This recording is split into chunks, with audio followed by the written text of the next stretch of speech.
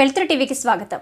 సంగారెడ్డి జిల్లా నారాయణఖేడ్ మాజీ శాసనసభ్యులు మహారెడ్డి భూపాల్రెడ్డి మీడియా సమావేశం నిర్వహించి ఈ ప్రభుత్వం ఏర్పడిన నుండి ఈ ఎమ్మెల్యే ఈ ప్రాంతంలో భూములు క్రయ విక్రయ కార్యక్రమాల్లో ఎమ్మెల్యే జోక్యం చేసుకుని వారి నుండి డబ్బులను డిమాండ్ చేస్తున్నారని, నా దృష్టికి వచ్చిందని ఇది సరైన పద్ధతి కాదు అని, అలాగే ఎమ్మెల్యేకి సపోర్ట్ చేస్తూ ఇక్కడ ఉన్న తహసీల్దారులు కూడా రిజిస్ట్రేషన్ విషయాలు జాప్యం చేస్తున్నారని, ఇది మంచి పద్ధతి కాదు అని, దీనిపైన నేను ACB chief secretary, collector, vigilance, CBI అధికారులకు కంప్లైంట్ చేస్తారని తెలిపారు. వారు దరఖాస్తు చేసుకున్నప్పుడు వారికి ఇల్లీగల్ అని చెప్పి అంతలోనే ఎమ్మెల్యేని కలవగానే అవి లీగల్ ఎలా అవుతాయని ప్రశ్నించారు.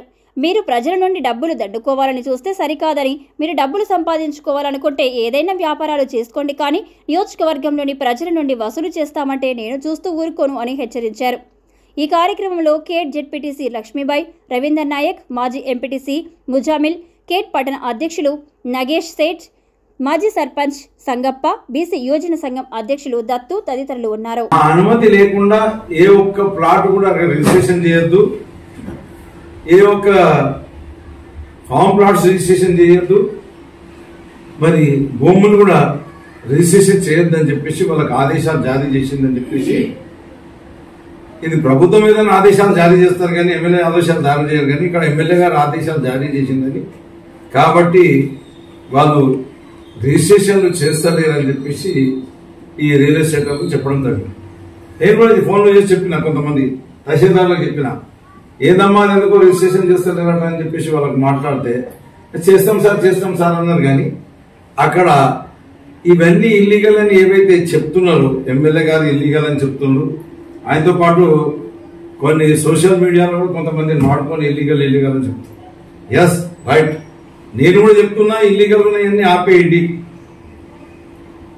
మరి తహసీల్దార్ దగ్గరికి పోతే అది ఇల్లీగల్ అవుతుంది, మరి ఎమ్మెల్యే దగ్గర పోయి కలిసి రాగానే అది లీగల్ ఎట్లయితుంది, అది రిజిస్ట్రేషన్ ఎట్లయితుంది అనేది కూడా ప్రజలు ఆలోచించుకోవాలని చెప్పేసి నేను విజ్ఞప్తి చేస్తాను. ఇల్లీగల్ ఉంటే ఏది చేయకూడదని చెప్పేసి నేను కూడా చెప్తున్నా, చేయకండి. ఇల్లీగల్ ఉంటే, లీగల్ ఉన్నాయి మాత్రమే ఎమ్మెల్యేకు సంబంధం లేకుండా వాళ్ళు కట్టాల్సిన రుసుము ఏదైతే ఉందో రిజిస్ట్రేషన్ కొరకని రుసుము కట్టిన తర్వాత, స్లాట్ బుక్ చేసుకున్న తర్వాత ఈ తహసీల్దారు ఎమ్మెల్యే వద్దకు డైవర్ట్ చేస్తే, నేను ఇప్పటికే ప్రిపేర్ అయిపోయినా ఈ తహసీల్దార్ల మీద ఏసీబీకి, విజిలెన్స్ కు, కలెక్టర్ కు మరియు చీఫ్ సెక్రటరీకి, కమిషనర్ ల్యాండ్ అండ్ రెవెన్యూ వాళ్ళకు కూడా మొత్తం కంప్లైంట్ చేద్దామని చెప్పేసి నిర్ణయించుకున్నా. ఇప్పటికైనా తహసీల్దార్లు మీరు మీ పద్ధతి మార్చుకోండి.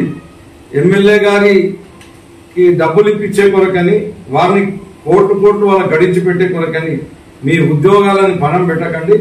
మీరు ఎట్లయితే మీకు రిజిస్ట్రేషన్ లో స్లాట్లు బుక్ చేసుకొని ఛార్జెస్ కట్టి వచ్చిండ్రో వాళ్ళందరి ఎంబడి రిజిస్ట్రేషన్ చేయాలి. ఈ రకంగా మరి ఎమ్మెల్యే గారు వాళ్ళు ఎమ్మెల్యేగా గెలిచిన తర్వాత ప్రజా సంక్షేమం మొత్తం పక్కన పెట్టేసింది. ఇప్పటి వరకు వారు ఎమ్మెల్యేగా గెలిచిన తర్వాత కనీసం ఒక సీఎం రిలీఫ్ ఫండ్ అప్లికేషన్ కూడా సబ్మిట్ చేయలేదు. నేను ఇప్పుడు ఎమ్మెల్యే ఓడిపోయిన తర్వాత కూడా మా నాయకుల పేర్ల మీద ఇప్పటికీ నేను ఒక 400-500 కొత్త సీఎం రిలీఫ్ ఫండ్ అప్లై చేసిన. పాత సీఎం రిలీఫ్ ఫండ్ కూడా నేను కనీసం నేను ఎమ్మెల్యేగా అధికారం ఉన్నప్పుడు 10,000 మందికి పాత సీఎం రిలీఫ్ ఫండ్ కూడా ఇప్పించడం జరిగింది. మరి మీరు ఏదైనా ఉంటే ప్రజల సంక్షేమం కొరకు అని చేయండి. ఈ అవినీతి అక్రమాలన్నిటి కూడా అన్ని డిపార్ట్మెంట్లలో అవినీతి బాగా పెరిగిపోయింది. ఈ అవినీతి ఆపేసేయండి.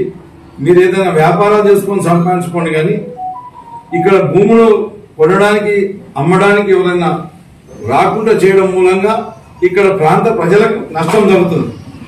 ఏం నష్టం జరుగుతుంది? బయట నుంచి వాళ్ళు ఎవరైతే అందరినీ ప్రోత్సహిస్తే వాళ్ళు వచ్చి ఇక్కడ భూములు కొన్నారో వాళ్ళ మూలంగా ఇక్కడ భూముల విలువలు పెరిగి ఇక్కడ ప్రజలు బాగుపడరు. ఈరోజు వీరు గెలిచిన తర్వాత ఈ రకమైన బ్లాక్ మెయిలింగ్ స్టార్ట్ చేస్తే, తహసీల్దార్లను అడ్డు పెట్టుకుని బ్లాక్ మెయిలింగ్ స్టార్ట్ చేస్తే అసలు నారాయణఖేడ్ వైపు మళ్ళీ చూసేటోడే లేకుండా అయిపోయిండు. కాబట్టి అది మానుకోవాలని చెప్పేసి తప్పకుండా నేను కంప్లైంట్ ఇస్తా, ఎంక్వైరీ చేపిస్తా. అవసరం పడితే సిబిఐ కానీ వాళ్ళు కూడా ఈడీకి కానీ నేను తప్పకుండా కంప్లైంట్ చేస్తా. వీళ్ళందరూ తహసీల్దార్ల మీద కానీ కంప్లైంట్ చేస్తా. మీరు తహసీల్దార్లు రవయ్య మార్చుకోవాలని చెప్పేసి వాళ్ళకు కూడా విజ్ఞప్తి చేస్తున్నా. మరి ప్రజలు కూడా ఎవరు భయపడకూడదు. ఏదైనా సరే ఎవరన్నా ఆపితే, ఈ రిజిస్ట్రేషన్లు కనుక ఆపితే ఇమీడియట్ గా నా దృష్టికి తీసుకెళ్ళండి. నేను వెంబడే పై అధికారులతో మాట్లాడి రిజిస్ట్రేషన్ చేసే విధంగా ఏర్పాటు చేస్తా. మీరు ఎవ్వరు కూడా అకారణంగా మీరు కష్టపడి సంపాదించిన డబ్బులు కూడా తీసుకొచ్చి ఈ నాయకుల జేబులు నింపొద్దని చెప్పేసి, ఎమ్మెల్యే గారు జేబులు నింపొద్దని చెప్పేసి, ఆడ ఎమ్మెల్యే కాదు, ఎమ్మెల్యేతో పాటు ఇంకా షాడో ఎమ్మెల్యే అన్నాడు. ఒక మనిషి చెప్పిండు వాళ్ళు దేవుడికి ఫామ్ పార్ట్స్ చేసినట్టు డిస్కషన్ నాకు అనుకోకుండా కలిసి నాన్నకి మేము ఫామ్ ప్లాట్ చేస్తున్నాం. నేను వాళ్ళని గుర్తుపడతా, వాళ్ళు నన్ను గుర్తుపడతారు కదా. చేస్తే అడిగినా నేను ఏమో మంచిగా పోతున్నా బిజినెస్, ఎక్కడ పోతుంది సార్? ఆ ఎమ్మెల్యే గారు పిలిపించి నాకు ఎకరానికి 20 లక్షల రూపాయలు ఇవ్వమని చెప్పి 2 లక్షల రూపాయలు ఇవ్వమని చెప్పి డిమాండ్ చేసి, ఏది ఇవ్వాలి సార్? మొన్న మీరు ఎమ్మెల్యే గెలిచిన తర్వాత వచ్చిన వాటికి ఇవ్వాలని అంటే లేదు, ఆయన ఎమ్మెల్యే ఉన్న పీరియడ్ అప్పుడు కూడా చేసి అన్నిటి కూడా మొత్తం ఎన్ని ఎకరాలు ఉంటే అన్ని ఎకరాలకు 2 లక్షల రూపాయలు ఇవ్వాలని డిమాండ్ చేసిండ్రు.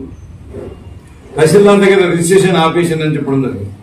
అట్లనే రకరకాల తహసీల్దార్ల దగ్గర కూడా ఇట్లాంటిదే జరుగుతుంది. కాబట్టి మరి తహసీల్దార్లకు నేను విజ్ఞప్తి చేస్తున్నా, హెచ్చరిస్తున్నా కూడా మీరు ఈ పద్ధతి మార్చుకోవాలి.